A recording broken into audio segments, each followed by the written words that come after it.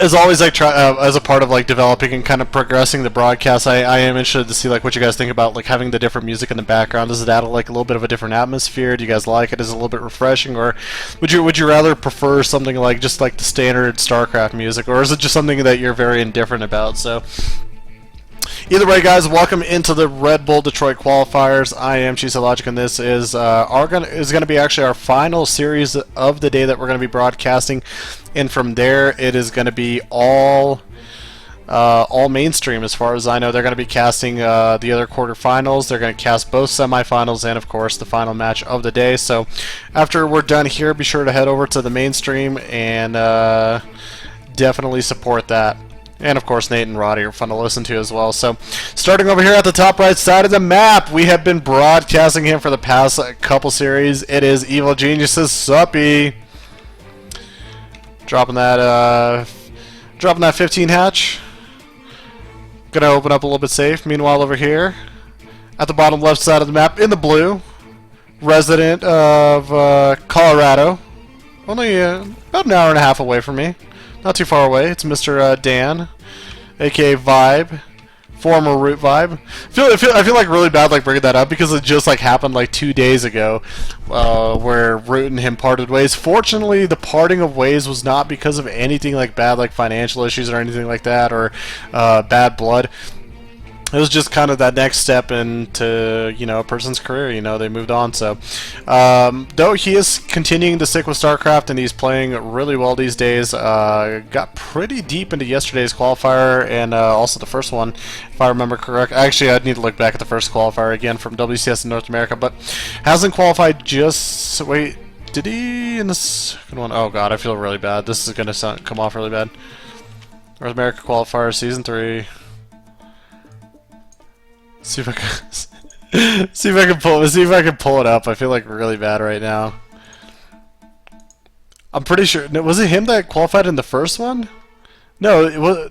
Oh, please tell me I'm not mixing up the Zergs. Okay, Season 3 American Challenger qualifiers. It was ViBE. Okay, it was ViBE.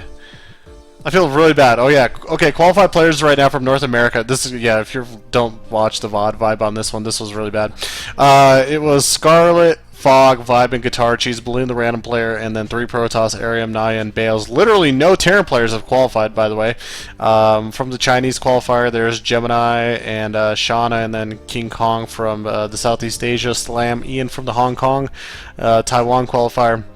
And then, of course, we're going to have 4 more slots, it looks like, from the wildcard qualifier. Actually, 2 more slots from the wildcard qualifier, which is going to be happening on Saturday. And again, feel free to follow the Twitch channel because we will be back here with the wildcard qualifier on Saturday. I know Saturday is going to be a chaotic day between Valencia and the wildcard qualifier and all the other like little mini cups that go on the weekends. Just absolute madness.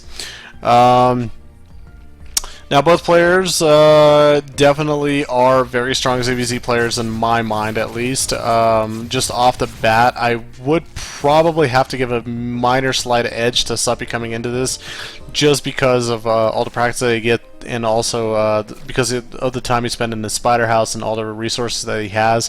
ViBE, he's just naturally good at games, and like he's just a good guy and all, but I'm not sure exactly, you know, what kind of practice, what kind of prep he's been doing in terms of preparation, and when's the last time he's faced off against Suppy, because again, during ladder you might like face off, you know, against some like the low to mid GMs, but how often do you face some like the top players? So we'll see though. You know, ViBE in the past has had a pretty good ZVZ also. We'll see what he can really make of it.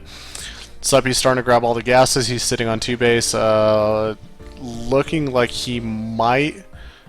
Well, of course he's going to go into lair. The only thing that makes sense.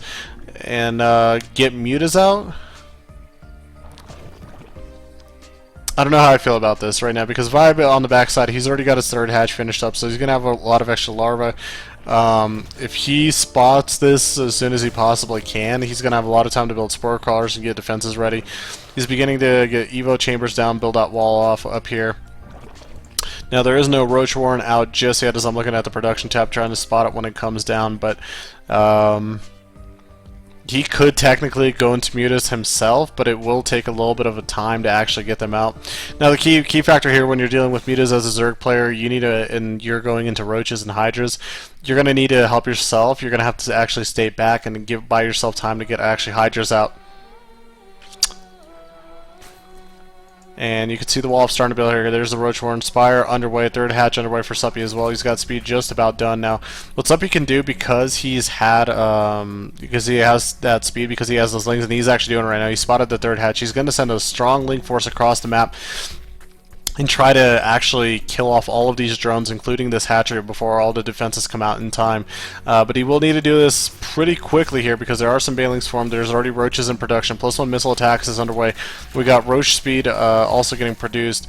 Another Evo chamber gets walled, put down, but lings starting to flood in here, and now it's going to be lings versus drones, and you're going to start losing a few drones here. This is not good. A couple banelings do form right now. They're going to be streaming in. This is not an attack that ViBE was expecting for. Good reactions by Suppy and good plan right there, because he could have sat out and waited for his mutas to come out, but realized that already, in fact, because of the amount of time that ViBE has spent getting his production and tech and drones out, that he's not going to have a lot of forces. Oh! Good connections there, and that's going to leave some drones with a lot of red HP. Beautiful! He's going to come across! Ah! ViBE missed it! I mean, I'm sorry, not ViBE. Suppy missed it. He had a good chance to just, like, blow absolutely everything to bits. Gets a lot more damage done. The first mutas are almost out, but I mean, just absolute devastation in terms of econ. Down to 21 drones. We do have a small counterattack that's forcing Suppy back home, but he's got a lot of time to produce, and he does spot that. Calls the GG. Suppy takes game number 1.